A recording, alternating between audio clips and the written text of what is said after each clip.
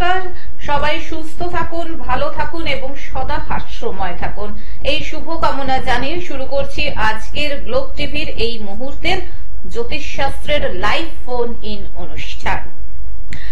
জীবন থাকলে সমস্যা থাকবেই, সমস্যা যাবে, সমস্যা আসবে, কিন্তু তাই বলে ভেঙে পড়লে চলবে না। আমাদের জীবনে যখন কোনো সমস্যা আসে তখন আমাদের কি করণীয়? সমস্যাটা যাতে দূর হয়ে যায়, কিন্তু সমস্যা নিয়ে যদি আমরা বসে থাকি তাহলে কিন্তু জীবনের অগ্রগতিতে বাধা আসবে। কাজেই আমাদের সেই বাধাটাকে কাটিয়ে উঠতে হবে এবং এই বাধা কাটানোতে যিনি শীর্ষস্থানে রয়েছেন, আমাদের পরম সৌভাগ্য যে আজকের এই মুহূর্তের লাইভ ফোন ইন অনুষ্ঠানে আমরা সেরকমই একজন জ্যোতিষী বন্ধুকে আমাদের পাশে পেয়ে গেছি, যিনি অনেক দূর থেকে এসেছেন শুধুমাত্র আপনাদের মুখোমুখি হওয়ার জন্যে, শুধুমাত্র আপনাদেরকে একটুখানি বোঝানোর জন্যে যে জীবনে জ্যোতিষশাস্ত্রের ভূমিকা কতখানি, জীবনে তন্ত্রের ভূমিকা কতখানি। আসুন আলাপ করিয়ে নিই। আজকে আমাদের মাঝখানে উপস্থিত রয়েছেন জ্যোতিষ ও তন্ত্র খ্যাতি সম্পন্ন, গভর্নমেন্ট রেজিস্টার্ড, স্বর্ণ পদক প্রাপ্ত, পৌরোহিত্য যোগা সার্টিফিকেট প্রাপ্ত জ্যোতিষশাস্ত্রী সঞ্জিত চক্রবর্তী, যিনি দীর্ঘদিন ধরে তন্ত্র সাধনার মাধ্যমে, জ্যোতিষ চর্চার মাধ্যমে আমাদের আপনাদের কল্যাণ সাধন করে আসছেন। আসুন আজকের এই লাইভ অনুষ্ঠানে স্বাগত জানাই আমাদের পরম মিত্র, বিশিষ্ট জ্যোতিষী, জ্যোতিষ শাস্ত্রী সঞ্জিত চক্রবর্তীকে। স্বাগত সঞ্জিত বাবু আজকের এই অনুষ্ঠানে। নমস্কার, আমি শ্রী সঞ্জিত চক্রবর্তী। বয়স অনুযায়ী সকলকে প্রণাম ও ভালোবাসা। তো আমি শুধু আজকে সেই দিদিদের এখানে যে আপনাদের জানাতে যে প্রোগ্রাম যাতে সুন্দরভাবে আপনাদের কাছে প্রবেশ করতে পারে, পরিবেশন করতে পারে। দিদি নমস্কার। আপনি তো দীর্ঘদিন ধরে তন্ত্রের কাজ করে আসছেন, তন্ত্র সাধনার সঙ্গে আপনি যুক্ত রয়েছেন। তন্ত্র কি সত্যি কাজ করে, সেটা নিয়ে যদি কিছু বলেন। হ্যাঁ দিদি, তন্ত্র কাজ করে। তো সাধারণ মানুষের কাছে একটাই কথা, তন্ত্র কাজ করে। দেখবেন 1 মিনিটে বশীকরণ, 1 ঘন্টায় বশীকরণ, ফোনে ফোনে বশীকরণ এবং ডাকযোগে বশীকরণ, এইগুলো লেখা থাকে একমাত্র চলার পথে টেনেই লেখা থাকে। কিন্তু বাস্তবে যদি এটাকে সম্পূর্ণ করতে হয় তাহলে তন্ত্রটাকে কিছুদিন সময় দিতে হয়। আর তন্ত্রটা শুধু প্র্যাকটিক্যালি করলে হবে না, বা খাতা কলমে করলে হবে না, সার্টিফিকেট পেলেই হবে না, আপনাকে কর্ম করে দেখাতে হবে মানুষের মাঝখানে। তো আমি বলবো আপনারা দেখুন, যদি আপনাদের ভালো লাগে বা যদি মনে হয় তাহলে যোগাযোগ করবেন। আপনি বললেন কর্মটা করে দেখাতে হবে, এবং সত্যিই তাই। আজকে চলার পথে, ট্রেনে, বাসে, পথে ঘাটে আমরা বিভিন্ন অ্যাডভার্টাইজমেন্ট দেখতে পাই, কাগজ সাজানো রয়েছে দেয়ালে দেয়ালে যে 1 মিনিটে বশীকরণ, 2 মিনিটে বশীকরণ। এটা কি সত্যি সম্ভব যে 2 মিনিটের মধ্যে আমি একজন কাউকে বশীকরণ করে ফেললাম? কোনোদিনও সম্ভব নয় দিদি। যদি এটা 2 মিনিটে বশীকরণ সম্ভব হতো তাহলে আমাদের দেশের অনেক বড় বড় নেতা মন্ত্রী এদেরকে যখন তখন বশ করা যেত। কিন্তু যতক্ষণ তাকে বশের মধ্যে নিতে গেলে তাকে কিছুটা টাচ করতে হবে, কিছু জিনিস প্রয়োগ করতে হবে, তাকে খাওয়াতে হবে, এই ধরনের অনেক কিছু সিস্টেম, অনেক কিছু আছে। তো সেগুলো করলে আশা রাখা যায় যে তন্ত্র অবশ্যই কাজ করে। আপনার কাছে কেউ যদি এই ধরনের সমস্যা নিয়ে যায়, যে ধরুন কোনোভাবে কাউকে বশীকরণ করাতে হবে, সেক্ষেত্রে আপনি কি এটা কিভাবে করে থাকতে পারবেন? অবশ্যই তাকে নিজের মনে করে এবং বাড়ির ঘরের লোক মনে করে তাকে সুন্দর পরিষেবা দেওয়ার কাজ আমাদের, এবং চেষ্টা করবো যতটা সম্ভব সাকসেস হওয়ার। যদি সাকসেস না হয় তার বিনিময়ে যতটা অর্থ দেওয়ার আমি তাকে রিটার্ন করে দেবো, যাতে তার পরিশ্রমের টাকা যখন নষ্ট না হয়ে যায়। আর 10টা তান্ত্রিকের মতো বা জ্যোতিষের মতো টাকা পয়সা নষ্ট যাতে না করতে পারে, যাতে নষ্ট না হয়ে যায়, সেটা আমি অবশ্যই চেষ্টা করি এবং সুন্দরভাবে কাজ সম্পূর্ণ করে তাদের দেওয়ার চেষ্টা করি। আমরা অনেক গ্রামাঞ্চলে শুনতে পাই একটা কথা, যে অমুককে ওষুধ করা হয়েছে, তমুককে ওষুধ করা হয়েছে। এই ওষুধ করা ব্যাপারটা কি? ওষুধ করা ব্যাপারটা দিদি, ধরুন নিশ্চয়ই আমাদের যদি খিদে পেয়ে যায় আমরা অবশ্যই গায়ে হাত পায়ে মাখলে আমাদের পেট ভরবে না। তো তেমনি ওষুধ যদি আমরা গায়ে উপরে টাচ করে দিই তো এটা কখনোই সম্ভব না যে তার মধ্যে ওষুধ করা, এসব করা। কিন্তু যদি কারো দ্বারা কোনো পায়েস বা ধরুন ক্ষীর জাতীয় খাবার বা ঠান্ডা জাতীয় লিকুইড, এইসব খাবারের সঙ্গে যদি তাদের মিশিয়ে কিছু খাওয়ানো হয় তাহলে অবশ্যই সেটা কাজ হয়। এবং গাছেরও কিছু মূল আছে, সেগুলো ধারণ করলে আস্তে আস্তে গ্রহের প্রভাব সেগুলো কাটে, সেগুলো ভালো হয়। আপনি গাছের মূলের কথা বলছেন, গাছের মূল কিভাবে কাজ করে? কারণ অনেকে রত্ন ধারণ করে এবং ধরুন যাদের হয়তো রত্ন কেনার ক্ষমতা থাকে না, সেক্ষেত্রে কি গাছের মূল কাজ করে? হ্যাঁ, অবশ্যই দিদি কাজ করে। তো গাছের মূলটাকে ধরুন, যেমন আমাদের রত্নে লেখা আছে 3 মাসের মধ্যে থেকে কাজ চালু হয়ে যায়, আবার অনেকের আছে রাশি অনুযায়ী তাড়াতাড়ি কাজ হয়। এইবার যদি গাছের মূলটাকে সেইভাবে বাঁধা হয় তো 6 মাসের পর থেকে তাদের কাজ আস্তে আস্তে ধীরে ধীরে চালু হয়। আচ্ছা, আপনি তো পৌরোহিত্য করে থাকেন, কাজে সেটা নিয়ে যদি কিছু বলেন। হ্যাঁ, আমি পৌরোহিত্য করে থাকি জিরাট, হুগলি জেলার জিরাট বলাগড় বাস স্ট্যান্ডে, হুগলি জেলার বলাগড় জিরাট বাস স্ট্যান্ডে দুর্গাপুজো, সবুজ সংঘর পুজো আমি আমার সন্তান, আমার ছেলে, আমরা দুজনে মিলে করি। তো আমাদের যে গুরুজন বা আমার পিতা ইনি ছিলেন, ইনিও খুব সুন্দর মানে পুজো করতেন, ওনার কাছ থেকে শিক্ষা নেওয়া, এবং অন্য জায়গা থেকে আমি টোলে পড়েছি। আমাদের বলাগড়ে একটা পণ্ডিতত্ব টোল আছে, সেখানে আমরা পড়েছি, বা আরো মাদ্রাজি টোলেও পড়েছি।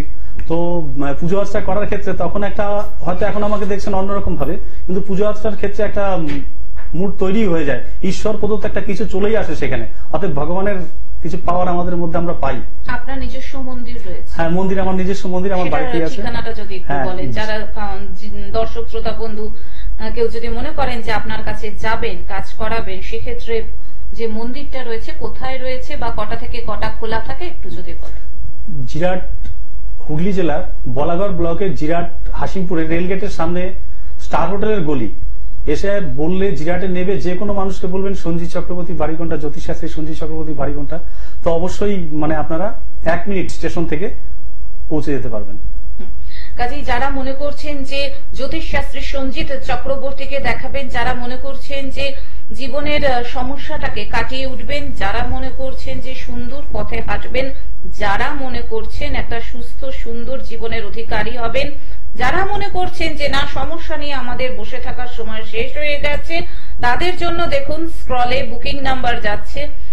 অর্থাৎ যারা মনে করছেন সঞ্জিত চক্রবর্তীকে দেখাবেন, তাদের জন্য 6296473065, 6296473065। এছাড়াও আরেকটি নাম্বার রয়েছে 8016626469, 8016626469। হ্যাঁ, আমরা এবার চলে আসি আবার তন্ত্রের কথা কিছুটা শোনা গেল এবং কিছুটা পৌরোহিত্যের কথা শোনা গেল। এই তন্ত্র আর ঈশ্বর সাধনা, পৌরোহিত্য করা, এই দুটো কিভাবে ইন্টার রিলেটেড?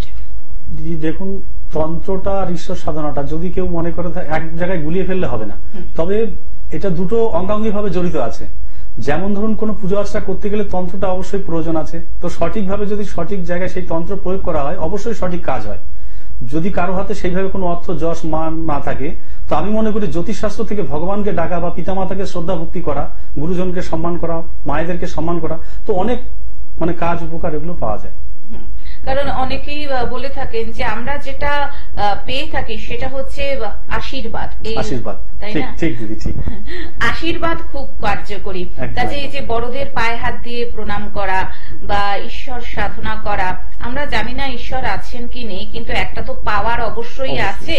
কাজেই সেই পাওয়ার, সেই যে শক্তি, সেই শক্তির যদি সাধনা আমরা করে থাকি, আমার মনে হয় ব্যক্তিগতভাবে কিছুটা ফল মনে হয় পাওয়া যায়। কিছু মানে দিদি অনেকটাই পাওয়া যায়, 100-র মধ্যে 50 ভাগের উপরে পাওয়া যায় ফল। এবার তারপরে নিজের মানে ঠাকুরকে ডাকার, নিজের ভক্তি শ্রদ্ধার উপরে থাকে মানে পাওয়া। এবার আসি, আপনি তো একজন সনাতন জ্যোতিষী, কাজেই সেক্ষেত্রে লোকজন আপনার কাছে আসে জন্মছক বিচার করাতে। এবার একটা প্রশ্ন করতে খুব ইচ্ছা করছে, সেটা হচ্ছে যে আজকালকার দিনের বাবা মায়েরা খুব বেশি সচেতন, তারা সন্তান ভূমিষ্ঠ হওয়ার কিছু বছর বাদেই তারা জন্মছক করান। তাহলে আপনার মতে সন্তান ভূমিষ্ঠ হওয়ার ঠিক কত বছরের মধ্যে একজন পিতামাতার সেই সন্তানের জন্য জন্মছক করাতে হয়? 3 বছর থেকে মোটামুটি 5 বছরের মধ্যে করলে ওটা খুব মানে বেটার হয়, কারণ একদম ছোট থেকে জানলে তো তার ব্যাপারে কিছু বোঝা যাবে না। এবার যখন পুরোপুরি একদম একটু 3 বছর বা 5 বছরের মধ্যে হয়ে যাবে, তখন আস্তে আস্তে ছকটা করে নিলে এবার ছকগুলো মিলতে থাকবে, যে সঠিক লেখা হলো কিনা বা সঠিক ছক বিচার করা হয়েছে কিনা এটা জানা যাবে। আর যখন কেউ যদি মনে করেন যে সন্তান যখন বড় হচ্ছে, সেই সন্তান যখন অবাধ্য হয়ে যাচ্ছে, সেক্ষেত্রে জন্মছক বিচার কতখানি কার্যকরী? একদম দিদি 100% বিচার কার্যকারী, এবং সেই সন্তানকে দেখে তার সম্পর্কে, ঠাকুর সম্পর্কে ধ্যান ধারণা আনা বা জ্যোতিষ শাস্ত্র এইসব নিয়ে তাদেরকে একটু পরিচালনা করা বা চর্চা করা, তাহলে আশা রাখা যায় সেই সন্তান ভালো হবে। পিতামাতার প্রতি শ্রদ্ধা ভক্তি রাখা। সেক্ষেত্রে কি রত্ন কাজ করবে না তন্ত্র কাজ করবে? রত্ন কাজ করবে, তন্ত্র কাজ করবে। তো রত্নটা প্রয়োজন আছে, তন্ত্র প্রয়োজন আছে, দুটোই অঙ্গাঙ্গি ভাবে জড়িত। এবার ধরুন কারুর জন্ম ছক নেই বা কারুর ধরুন অ্যাক্সিডেন্টে একটা হাত চলে গেছে বা কিছু, সেক্ষেত্রে আপনি কিভাবে তাদের ভাগ্য বিচার? যেমন ধরুন আমাদের ফেস তো কথা বলে, ধরুন যার হাত নেই অতএব তার ফেস গুলো এইগুলো আমাদের এক একটা রাহু কেতু প্লাস ধরুন গ্রহেদের বাসস্থান মুখের ফেসের মধ্যেও পাওয়া যায়। তো সেইগুলো দেখে আমরা অনেক সময় বিচার করি। যেমন ধরুন অনেকের তিলকের মতো চিহ্ন আছে বা অনেকের এইভাবে দাগ দাগ চিহ্ন আছে। তো সেইগুলো দেখে আমরা অনেক সময় বিচার করে থাকতে পারি যে এই মানুষটা কিরকম হতে পারে। এখন যেটা শোনা যায় সব থেকে বেশি, যে যত না বিয়ে হচ্ছে তার থেকে বেশি ডিভোর্স হয়ে যাচ্ছে, যেটা কিন্তু আগে হতো না। কাজে বিয়ের আগে জটক বিচার কতখানি কার্যকরী? এটা মানে প্রচুর জরুরি জটক বিচারটা করা। এবং বিয়ে থার ক্ষেত্রে বিয়ে থা তো বারবার হয় না, একবারই করতে হয়। তো অতএব চেষ্টা করতে হবে যাতে তাকে জটক বিচার করে তাকে একদম সুন্দরভাবে যেন সেই সংসার জীবন যাপন করতে পারে, সেদিকে চিন্তা ভাবনা করে জটক বিচারটা অবশ্যই কার্যকারী। যারা ধরুন প্রেমের সম্পর্কে জড়িয়ে গেছে, তারা বিয়ে করবে, বিয়ের আগে আপনার কাছে এলো জটক বিচার করাতে, সেক্ষেত্রে ধরুন দেখা গেল যে একজন মাঙ্গলিক একজন অমাঙ্গলিক, মাঙ্গলিক নয়, সেক্ষেত্রে কি তন্ত্রের মাধ্যমে সেই ক্রীড়া করা সম্ভব? অবশ্যই সম্ভব, অবশ্যই সম্ভব। তন্ত্রের মাধ্যমে সেটাকে কাটিয়ে নেওয়া বা কিছু প্রয়োগও আছে, সেগুলো করতে হয়। সেগুলো ধরুন আমরা গোপন ক্রিয়াও করি, সেগুলো সামনাসামনি তো সবসময় আমরা বলতে পারি না। তো 100-র মধ্যে 100 ভাগ গ্যারান্টি যেগুলো সাকসেস হয়। আর আরেকটা জিনিস যেটা বলে দিই, যেমন ধরুন জ্যোতিষশাস্ত্রটা বলা হয়, তন্ত্রটা তেমনি বলা হয়। আগে দেখবেন বিয়ে থা হলে ব্রাহ্মণকে ঠাকুরমশাইকে ডেকে বিয়ে থা দেওয়া হতো, নারায়ণ শিলা অগ্নিকে সাক্ষী রেখে বিয়ে থা দেওয়া হতো। এখন আগেই কিন্তু রেজিস্ট্রি করে খাতা কলমে লিখে তাদেরকে বিয়ে থা প্রোগ্রামটা সারা হয় ফার্স্ট। অতএব কিন্তু ছাড়াছাড়িটাই প্রথমে খাতা কলমেই হয়। অতএব তন্ত্র আর জ্যোতিষশাস্ত্র দুটোকে গুলিয়ে ফেললে হবে না, এদেরকে অঙ্গাঙ্গি ভাবে জড়িত করে এই কাজগুলো করতে হবে। এইবার এই দুটোর পার্থক্যটা যেটা আপনি বললেন যে দুটোকে গুলিয়ে ফেললে হবে না, অনেকে গুলিয়ে ফেলে, সেক্ষেত্রে পার্থক্যটা কোথায়? সনাতন জ্যোতিষ কিভাবে কাজ করছে বা তন্ত্র সনাতন জ্যোতিষ থেকে কিভাবে আলাদা, যদি একটু বলেন। তন্ত্রটা ধরুন অনেক সময় অনেকের পাথর দ্বারা যেসব বড় ধরনের কাজ আছে, যেমন ধরুন হাওয়া বাতাস, ভূত পিচাস, এগুলো অনেক সময় থাকে। তো সেইগুলো নিয়ে মানুষ তো বেশি চিন্তা ভাবনা করে না। এখন শিক্ষিত যুগ, এগুলো বলাটাও আমার আমাকে বোকা মনে হবে। কারণ শিক্ষিত যুগে দেখবেন তন্ত্র ক্রিয়া এগুলো বিশ্বাস খুব কম করে, জ্যোতিষশাস্ত্র বিশ্বাস কম করে, কারণ তারা সঠিক জায়গায় গিয়ে পৌঁছতে পারে না। এইবার যদি সেইভাবে কোন মানুষ এই তন্ত্র ক্রিয়া, যেমন ধরুন পাথর, অনেক রকমের রত্ন ধারণ করে, অনেক ধরনের রত্ন ধারণ করে তাদের দ্বারা সম্ভব হয় না। এবার যারা তন্ত্র ক্রিয়া করে কাজটাকে অল্প খরচার মধ্যে করে নিতে পারে, অনেক গরিব মানুষ আছে তারা পারে না, তো সেইভাবে তারা করে নিতে পারে। সেই আন্দাজে আমার দক্ষিণাও কিন্তু আমি কম রেখেছি, যাতে প্রত্যেকটা মানুষ আমার কাছে যেতে পারে বা সুযোগ সুবিধা পেতে পারে। না হলে কিন্তু দেখুন পোশাক আশাক কিন্তু আমি চেঞ্জ করে বা একটা ভয় দেখিয়ে অনেক রকমের পোশাক আশাক আমি পড়তে পারতাম, গেরুয়া পোশাক পরে আসতে পারতাম বা লাল তিলক কেটে মাথায় পেট্টি বেঁধে অনেক কিছু করে আসতে পারতাম। একদমই তাই। আমি আরো আরেকবার বলে দিচ্ছি, দেখুন যারা মনে করছেন সঞ্জিত চক্রবর্তীর সঙ্গে যোগাযোগ করবেন, স্ক্রলে ফোন নাম্বার যাচ্ছে, অর্থাৎ চেম্বারের বুকিং নাম্বার 6296473065। এছাড়াও আরেকটি নাম্বার রয়েছে 8016264669। বশীকরণ ও প্রজাপতি কবচ, ফাঁড়ানাশ, ব্যবসায় উন্নতি, বিদ্যায় সাফল্য, বিবাহে বাধা, মাঙ্গলিক দোষ, কালসর্পদোষ, দাম্পত্য কলহ প্রতিকার করা হয় এখানে, এবং পুষ্টি বিচার উনি করে থাকেন। এবং যেটা বলা হচ্ছে দক্ষিণা বা কোন দিন উনি কোথায় বসছেন সেই সম্পর্কে বিশদে জানতে গেলে কিন্তু এই দুটি ফোন নাম্বারে ফোন করে নেবেন, অর্থাৎ 6296473065, এছাড়াও 8016626469। এটা হচ্ছে জিরাট স্টেশন রোড, স্টার হোটেলের গলি থেকে 1 মিনিটের পথ, তাই তো? হ্যাঁ, ওখানেই আপনার মন্দির রয়েছে। আচ্ছা, সেখানে কি কি বিগ্রহের প্রতিষ্ঠা রয়েছে? ওখানে আমার মেন হচ্ছে বাবা ভোলেনাথ আছে, মা লক্ষ্মী আছে, বা জগন্নাথ দেবেরও মাতা সুভদ্রা রানীরও মূর্তি রয়েছেন। তো আমরা বিবাহ নিয়ে আলোচনা করছিলাম, কাজী যেটা আমি একটু আগেই আপনাকে বললাম যে জটক বিচার অত্যন্ত গুরুত্বপূর্ণ, যে মাঙ্গলিক ব্যাপারটা নিয়ে অনেকেই ভয় পেয়ে থাকে যে প্রেম করলে তো সেটা সম্ভব হয় না, আগে থেকে জানা, অ্যারেঞ্জ ম্যারেজের ক্ষেত্রে সম্ভব হয়, সেই বুঝে সেটাকে দেখা হয়।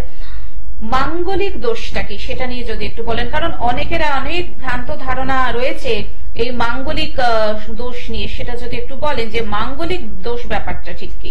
মাঙ্গলিক দোষটা ধরুন অনেক রকমের, মানে চিন্তা ভাবনা করে অনেক রকম ভাবে অনেক রকম মাঙ্গলিক হয়। তো কালসর্প মাঙ্গলিক, ধরুন শনি আর মঙ্গল একই ঘরে অবস্থান করলে এটা একটা মাঙ্গলিক। আর মাঙ্গলিক হচ্ছে ধরুন এটা আমাদের শাস্ত্র মতে যেটা আমরা জানি বা গুরুজনরা যেটা বলে এসছেন, গত জন্মের ক্রিয়াকর্ম কিছু ভুল ধারণা হয়ে থাকতে পারে, সেই ভুলের ক্ষেত্রে এই জন্মে সেই পাপটা এসছে, সেটাকে মাঙ্গলিক যোগ বলা যেতে পারে, সেটাকে মাঙ্গলিক যোগ বলা যেতে পারে। সেই পাপ ক্ষয়, পাপ খণ্ডন করা। যেমন ধরুন কেউ মৃত্যু শয্যায় লড়ছে, তার মৃত্যু হচ্ছে না, প্রচন্ড রোগ ভোগে ভুগছে, সারা গায়ে ঘা প্যাচড়া হয়ে গেছে। তো পণ্ডিতরা আগে বিধান দিতেন যে যদি এনাকে প্রায়শ্চিত্ত করা হয়, মানে চন্দ্রায়ণ যাকে বলে, প্রাচিত্য করানো হলে সেই প্রাচিত্য ব্রাহ্মণ পণ্ডিত দ্বারা ক্ষয় করা হতো। তো সেটা করলে তো সেই ব্যক্তির পাপ ক্ষয় হয়ে গেলে সে হয় বেঁচে যেত বা মারা যেত। তেমনি এই মাঙ্গলিক কাটিয়ে নেওয়ার পরে বিবাহ ক্ষেত্র যোগ অনেক সময় আসে, অনেক সময় আসে কি 100-র মধ্যে 90 ভাগ চলে আসে, হয়ে যায়। আচ্ছা, ধরুন কেউ জন্মছক মেলালো না মিলিয়ে তারা বিয়ে করলো এবং আফটার ম্যারেজ দেখা গেল যে খুব দাম্পত্য কলহ বা স্বামীর হয়তো শরীর অসুস্থ হয়ে যাচ্ছে বা উল্টোটা, সেক্ষেত্রে এই ধরনের সমস্যা নিয়ে কেউ যদি আপনার কাছে আসে সেক্ষেত্রে কি প্রতিকার করা সম্ভব? অবশ্যই দিদি সম্ভব, 100-র মধ্যে 100 ভাগই গ্যারান্টি সম্ভব। কারণ আগের দিনে দেখা যেত যে আগের দিনে তো মাঙ্গলিক বলে কিছু শোনা যেত না, বেশিরভাগ মানুষের বিয়ে থা হতো কাকা বাবা জেঠু বা আরো অনেক মানুষের শুনেছি ঠাকুমা দাদু এদের মুখে, তারা তো সংসার করে এসছে, কোনোদিনও তাদের তো ছাড়াছাড়ি হয়নি। কিন্তু এখন কেন হচ্ছে এত? এখন কেন হচ্ছে? কারণ সেই জিনিসগুলো তারা মানে না বা প্রচার করে না। আগের দিনে দেখবেন বলে দিত যে পূর্ণিমার দিন, একাদশীর দিন বা চন্দ্রগ্রহণের দিন খাওয়া দাওয়া করবে না, চন্দ্রগ্রহণের দিন খাওয়া দাওয়া করবে না, তুলসী পত্র দিয়ে রাখতে হবে খাবারের মধ্যে। কিন্তু এখন সেই চিন্তা ভাবনা কারো আছে? ও কি হবে? আগের দিনে মানুষ বলতো বৃহস্পতিবার করে কেউ খৌরু গিয়া করবে না, তো এখন দেখুন প্রত্যেকটা মানুষ বৃহস্পতিবার কি শুক্রবার কি শনিবার কি খৌরকিয়া প্রত্যেকের মতো করে যাচ্ছে, চিন্তা ভাবনা নেই। ততএব সেইভাবে পাপ কর্মগুলো রাস্তায় যেতে আসতে আমাদের অনেক সময় হয়েই থাকে। তো সেই পাপ খণ্ডন গুলো করে নিলে আশা রাখা যায় দাম্পত্য কলহ জীবনে আসে না, সুখ শান্তি ফিরে আসে। মানে আচার নিষ্ঠা, আচার নিয়ম যেটা আমাদের ঠাকুমা দিদিমাদের সময় যেটা ছিল, এবং সত্যি কথা এখন সেটা কিন্তু 90% মানুষই মানে না, এবং মানে না বলে এই যে একটু আগে আমিও বললাম আপনিও বললেন যে আগে তো এত হতো না। সত্যি আগে তো রেজিস্ট্রিও হতো না, মানুষের বিশ্বাসের ওপরেই তারা চলতো, এবং ডিভোর্স শব্দটাই হয়তো কেউ জানতো না যে বিয়ে করলে আবার ডিভোর্স হয় নাকি। কাজেই সেক্ষেত্রে তখন তো অত পুষ্টি বিচারও মনে হয় করা হতো না, সম্বন্ধ ভালো এসে গেছে, পাত্র প্রতিষ্ঠিত, বিয়ে দিয়ে দেওয়া হলো, হ্যাঁ মোটামুটি একটা খোঁজ খবর নিয়ে। কিন্তু এখন তো প্রতিষ্ঠিত হোক যাই হোক, কিন্তু বিয়ে 2 কি 3 মাসের বেশি ম্যাক্সিমাম ক্ষেত্রে টিকছে না। কাজেই টিকছে না, এর মূল কারণটা আপনি যেটা বললেন, যেটা সত্যি আমরা অনেকেই চিন্তা করতে পারি না, যে আচার বিধান। এই যেটা আপনি বললেন যে একাদশী আমরা মানি না বা বৃহস্পতিবারে ক্ষৌর কর্ম করে ফেলি। কাজেই আপনি যদি এবার একটুখানি আমাদের বলেন ঠিক মোটামুটি কি কি আচার বিচার রয়েছে যেগুলো এখনকার দিনে আমরা অতটা মানি না। আমরা তো দুটো মোটামুটি শুনলাম যে একাদশীর দিন বা এবং খাবারে যে তুলসী পাতা দিয়ে রাখতে হয়, আর বৃহস্পতিবার ক্ষৌর কর্ম করতে নেই। এছাড়াও যদি একটা দুটো আপনি আরো বলেন যাতে আমাদের এটা রিক্যাপ হয়ে যায়, যাতে আমরা আরো মনে করতে পারি যে না সত্যি যেগুলো আমরা যে আচার বিচারকে আমরা গুরুত্বহীন ভাবতাম, এগুলো কিছু না, কুসংস্কার ভেবে অনেকে উড়িয়ে দেয়, দূর এগুলো তো কুসংস্কার, কিন্তু এগুলো যে আদৌ কুসংস্কার নয় সেটা যদি আপনি একটু বলেন যে আর মোটামুটি কি আচার বিচার আমাদের মানা উচিত যাতে এই মাঙ্গলিক বলুন কালসর্প বলুন এগুলো কেটে যেতে পারে। দেখুন, যেমন বাড়িতে অনেক সময় মাছ নিয়ে চলে আসে, আমাদের গ্রাম এলাকায় দেখা যায় মা বোনেরা অনেক সময় বাড়িতে মাছালা গ্রামে ঘুরে ঘুরে বিক্রি করছে, তো তাকে ডেকে নিয়ে বাড়িতে বসালো এবং বাড়িতে বসিয়ে তাকে মাছটা উঠোনের মধ্যে কেটে সেই মাছের জল ঢুকছে, এবার মাছটাকে আঁশগুলো পর্যন্ত সরালো না বা একটু গোবর দিয়ে ওখানে লেপালেপি করা বা এমনি জল দিয়ে ধুয়ে দেওয়া, সেগুলো করা হয় না। তো সেখানেও কিন্তু খারাপ প্রভাব পড়তে পারে, বা কোনো পিচাস আত্মা বা ভূত পেতের যেরকমই হোক খারাপ জিনিসগুলো, যেমন ধরুন ভগবান যদি থেকে থাকে, আমরা ভগবান অবশ্যই বিশ্বাস করবো, মা দুর্গা যেমন পুজো হচ্ছে, মাকে মাতৃরূপে মা দুর্গা আসছে পুজো করছি আমরা, তেমনি ওই ভূত পেত এগুলো আছে, হাওয়া বাতাসও আছে। যদি কেউ মনে করে যে বাড়িতে ওগুলো মানবো না, এখন কুসংস্কার যা বলেছে আগের দিনের মানুষের মতো কুসংস্কারের মতো কথাবার্তা বলছে, যদি এগুলো বলে থাকে তাহলে ভুল। ধরুন মানুষ মাছ নিয়ে ঢুকেছে, এবার মাছটাকে কাটার পরে সেই জায়গাটা অবশ্যই ধুয়ে দেওয়া উচিত। বাজার থেকে বাজার করে নিয়ে আসলো, সেই ব্যাগটাকে রেখে বাজারগুলো বের করে ব্যাগটাকে ধুয়ে এক জায়গায় সাইডে রেখে দেওয়া উচিত। তারপরে ধরুন বাড়িতে হঠাৎ করে কোনো ঠাকুর দেবতা নিয়ে আসলো, ধরুন আগে গ্রামের দিকে দেখা যেত কুলোতে করে মা মনসা বা দুর্গা নানান রকম পাথর শিবলিঙ্গ ইত্যাদি ইত্যাদি নিয়ে আসে, নারায়ণশিলা। তো অতএব যখনই আসে তো সেই জায়গাটা যখন রাখছে, মায়ের ধুয়ে দেওয়া হলো বা জল দিয়ে ধোয়ানো হলো, সেখানে যে জলটা থেকে যাচ্ছে তো সেই জলটা পাড়িয়ে সবাই ঘরে চলে যাচ্ছে। তো একটু ভেবে দেখুন তো, সেও তো একটা দেবতা, জগতের সৃষ্টিকর্তা মাতৃত্ব, তো অবশ্যই উচিত সেখানে আবার জল দিয়ে একটু ধুয়ে দেওয়া। অবশ্যই ঝেঁটা বা আলাদা কিছু যেগুলো থাকে সেগুলো প্রয়োগ করা উচিত নয়। একদমই তাই। কাজেই সত্যি সঞ্জিত দাদা এত সুন্দরভাবে আমাদের বুঝিয়ে বলছেন যেটা আমরা অনেকেই গুরুত্বহীন ভাবতাম, অনেকেই ভাবতাম এটা বুঝি কুসংস্কার, কিন্তু সত্যি এই একটা কথা তো মানতেই হবে। আগেকার দিনে এত সমস্যা ছিল না, আগেকার দিনে এত কলহ ছিল না, আগেকার দিনে এত বিচ্ছেদ ছিল না, এত শারীরিক সমস্যাও ছিল না। এখন নানান রকম রোগ ভোগেরও প্রচুর প্রচুর প্রাদুর্ভাব। কাজেই সেক্ষেত্রে উনি যেটা বললেন সেটা সত্যি এক কথায় সহমত হবেন আশা করি দর্শক শ্রোতা বন্ধু সকলেই, যে আচার বিচার এগুলো কিন্তু মানতে হয়। আপনারা আচার বিচার মানুন, এবং যারা মনে করছেন যে না তাও আমাদের কিছু সমস্যা থেকে গেছে, তারা কিন্তু চোখ বন্ধ করে, আপনারা হয়তো বিভিন্ন জায়গায় গেছেন, অনেক প্রতিকার করিয়েছেন, কিন্তু সেটা হয়তো কিছুদিন বাদে আবার চাগার দিয়ে উঠছে। কাজেই অনেক জায়গায় তো আপনারা গেছেন, যদি মনে করেন যে না সমস্যাটাকে আমরা সেইভাবে প্রতিহত করতে পারিনি, আপনারা একটিবারের জন্য সঞ্জিত শাস্ত্রীর কাছে চলে আসতেই পারেন। 6296473065, এছাড়াও 8016626469 এই দুটি ফোন নাম্বারে ফোন করে আপনারা যোগাযোগ করে নিন। যোগাযোগ করবেন, আমি জায়গাটা বলে দিচ্ছি, জিরাট স্টেশন রোড, স্টার হোটেলের গলির 1 মিনিটের পথ। কাজেই বিশদে জানার জন্য যে দুটি ফোন নাম্বার আমি বারবার বলছি, স্ক্রলে ফোন নাম্বার যাচ্ছে, আপনারা সেই ফোন নাম্বারে ফোন করে বিশদে জেনে নিন।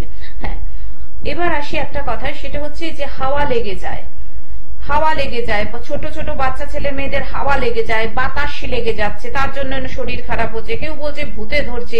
জিনিসটা কতটা সত্যি? দিদি এটা একদম বাস্তব সত্যি কথা। তো আমার বাড়িতে আমার যে অ্যাসিস্ট্যান্ট আছে সন্দীপ সাহা, তো কিছুদিন আগে ইনি বিশ্বাস করতো না, কারণ এর প্রচুর সাহস প্লাস শিক্ষিত ছেলে, এ কখনোই ভূত পেত হাওয়া বাতাস সেগুলো বিশ্বাস করে না। তো হঠাৎ একদিন নবদ্বীপ থেকে একটা মেয়ে আসে, যাই হোক নামটা বলছি না, নবদ্বীপ থেকে ফোন আসে, দিয়ে আমাকে কোথা থেকে নাম্বার পেয়েছে আমি জানি না, দিয়ে আমাকে বলছেন যে এরকম ওনাকে মানে বাড়িতে সবসময় থুতু ফেলছে বা উল্টো পাল্টা কথা বলছে বা পাগলের মতো আচরণ করছে। তো দাদা আপনি কি এটা দেখবেন একটু, যে এটা কি কারণে হচ্ছে? তো আমি বললাম যে অবশ্যই দেখবো। তো দেখার পরে আমি দেখলাম, আমার যে ধরুন আমার মানে ঈশ্বর প্রদত্ত একটা জিনিস, আমার ঠাকুমা একজন সিদ্ধবাক্য তান্ত্রিক ছিলেন, তো ঠাকুমার সেই তন্ত্র কি আমি পেয়েছি। তো সেই তন্ত্র গিয়া আমাদের আদি ঠাকুমা, আমাদের পূর্বপুরুষ সব বাংলাদেশে ছিলেন, তো ওইখান থেকেই ওই তন্ত্র কি আমার ঠাকুমা তার বাবা এইভাবে নিয়ে এসছেন। তো সেই জিনিস আমি পেয়েছি, ঈশ্বর প্রদত্ত জিনিস। আমি মনে করি ঠাকুমা আমার কাছে ভগবান, পিতামাতা দুজনের ভগবান, তো আমি সম্মান করি, শ্রদ্ধা করি তাদের।